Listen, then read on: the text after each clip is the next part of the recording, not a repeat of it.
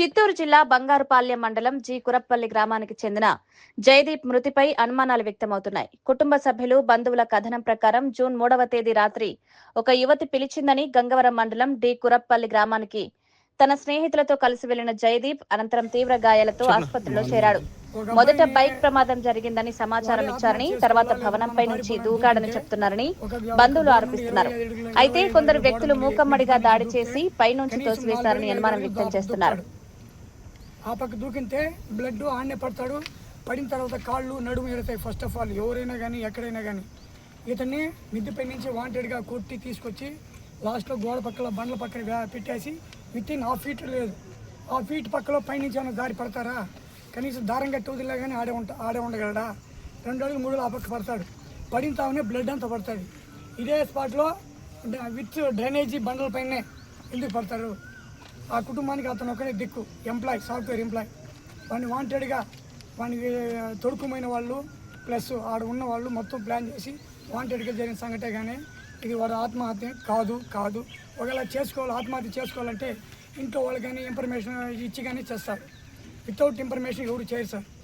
దయచేసి ఇది ప్రభుత్వం కానీ మన పోలీసులు పెద్దలు కానీ ఉన్న న్యాయస్తులు, రక్త సంబంధికులు కానీ వాళ్ళ స్వార్థాలకు కాకుండా న్యాయం చేయమండి.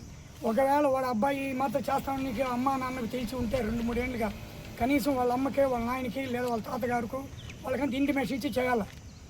వితౌట్ ఇన్ఫర్మేషన్ వీడు పోయినాడు కదా, వీళ్ళు 3 పోయినారు. 3లో ఒకడు ఉండమంటే నేను వస్తాను చెప్పి పోయినారు లోపలికి పోతే ఈ సింగల్ అబ్బాయి పోయినాడు. ఈ మిగతా 2 వానికి ఏమైనా లేదని మేము పోతామంటే అతను 3rd పర్సన్ ఆ ఊరు అతను మీరు పోతే ఏమన్నా గలాట్ అవుతుంది, వద్దు మీరు పోవద్దని ఆయనే వచ్చి 108 తెచ్చి పల్మేరు ప్రభుత్వ హాస్పిటల్ జాయిన్ చేయడం అంత అవసరమే. నా వల్ల ఎత్తను కాదు, నువ్వు రా. పడిన సమయంలో అదే ఊళ్ళో వాళ్ళు చెప్పటం 10 మంది 20 మంది 30 మంది ఆడవాళ్ళు మామూలు 2 సార్లు నీళ్ళు ఇచ్చి తాపించి అతనే వాకబుల్ 3 సార్లు 4 సార్లు వాకబుల్ చేసి అంటే లోపల తొడుకుమైన వాళ్ళు అడిగిపోతారు. సపోజ్ తొడుకుమైన వ్యక్తులు కూడా ఇప్పుడు ఫోన్ చేస్తే స్విచ్ ఆఫ్ అని ఎందుకు వస్తుంది? 13th డేట్ ఈరోజు, ఆయన 3వ తేదీ నైట్ పోయిండేది. ఇప్పటివరకు ఆ సాక్షులు కానీ ఎవరు కానీ ఎందుకు చెప్పరు? సరే వాళ్ళు 2 రక్త సంబంధికులే, అన్నదమ్ములే. ఈ మాట అయిన మామ మేము తెలిసి తలకపోయినాము, మన బంధువుల దగ్గరికి వచ్చి మాట అయింది చెప్పింటే వీళ్ళు అది వేరే రకంగా ఉంటుంది. జరిగింది ప్రమాదవశాత్తు అనేసి వీళ్ళు వాంటెడ్గా బుక్ చేసి ఇలా చేసిండారు. కానీ దానికి మాకు న్యాయం చేయాలని మేము కోరుతున్నాం. తీసుకెళ్ళిన 2 వినీత్, కళ్యాణ్ వాళ్ళు తీసుకెళ్లారు. వాళ్ళు తీసుకెళ్ళి ఏం చేశారో తెలియదు.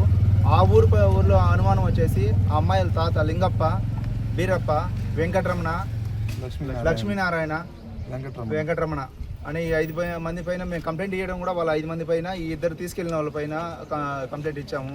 దానికి న్యాయం చేయాలి. ఏం జరిగింది అక్కడ?